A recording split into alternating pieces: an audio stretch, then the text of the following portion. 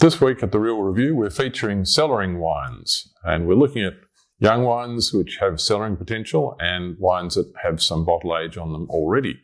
And one of the greatest varieties in Australia for aging for white wines is Semillon. And of course, the Hunter Valley is famous for its Semillon. We have an example here, Pepper Tree. Mudgee, which is not that far from the Hunter, is also pretty famous for Semillon as well. And both of those styles age terrifically well for at least 10 years, sometimes more than 20 years, from the very good vintages. I'm Hugh Hook, and you're watching The Real Review.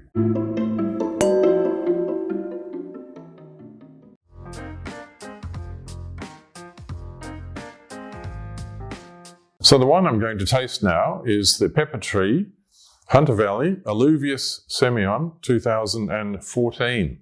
So this is a classic Hunter Valley Semillon wine, dry white, very low alcohol, early harvested, only 10.5% alcohol, and from a very good maker and from a famous vineyard, which is the Braymore Vineyard. This wine I first tasted when it was 1 year old, so back in 2015. I don't think I've tasted it since, so it's now 8 years old. And I'm going to be quite excited to see how it's developed. So let's have a little taste of it. And it's got that beautiful aroma of medium-aged, middle-aged Hunter Valley Semillon. So it's not particularly fresh and fruity anymore. It's developed a patina of age, but it isn't old yet. It's got a long way to go yet. It's complex. There are certainly the lemony, verbena kind of characters of a young Semillon, or of Semillon fruit. They're still there, those characters, but there is some toastiness and some beeswax characters, some honey-like characters, creamy sort of waxy characters of age have come on over the top of it. An 8-year-old Semillon. Let's have a taste. Wow, that has got great intensity, that wine.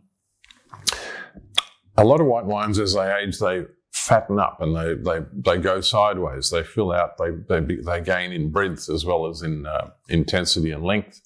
So they have a fullness of body. This wine has not gone that way at all. It's still very tight, very focused, but the acidity is still very refreshing, very noticeable on the palate.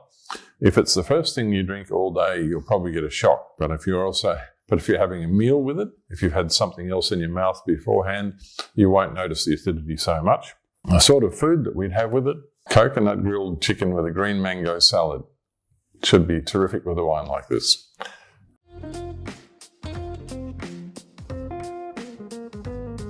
The wine I'm about to taste is Huntington Estate Reserve Semillon 2019, Special Reserve Semillon, it's actually called, 2019 from Mudgee.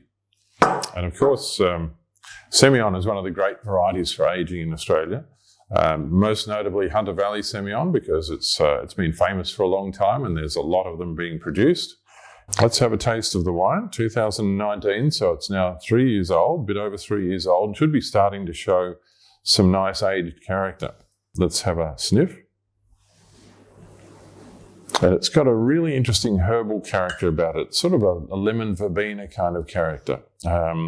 Lemongrass is a commonly used descriptor to describe young Semillon as well, but this wine is starting to develop some of the extra patina of age. It's not really quite toasty yet, but it will become toasty in time. But there are some more savoury aspects coming into it. Let's have a taste. And typical of early harvested Semillon, it's got really racy acidity. This wine, I think, is only 11% alcohol, so it is very much the typical age-worthy style of Semillon. 11.7 actually, according to the label. The acidity, wow, the acidity drives that wine along beautifully. It is starting to develop some of the beeswaxy characters as well, which is a little bit of honeycomb character coming in, and it will probably continue to do that as it ages further. No oak, as I've said, it's an unwooded wine. It's all about the fruit. Semillon is all about the fruit. There's no grassiness or greenness in it, which is also, to me, a negative sign in Semillon. I like to see the riper fruit flavours, which are in the lemony spectrum. Beautiful wine. So this wine is really made to go with food, and it just loves fish, this sort of wine. So I think raw fish is great with this sort of wine. So Kingfish carpaccio for me is a great combination. So cheers to that.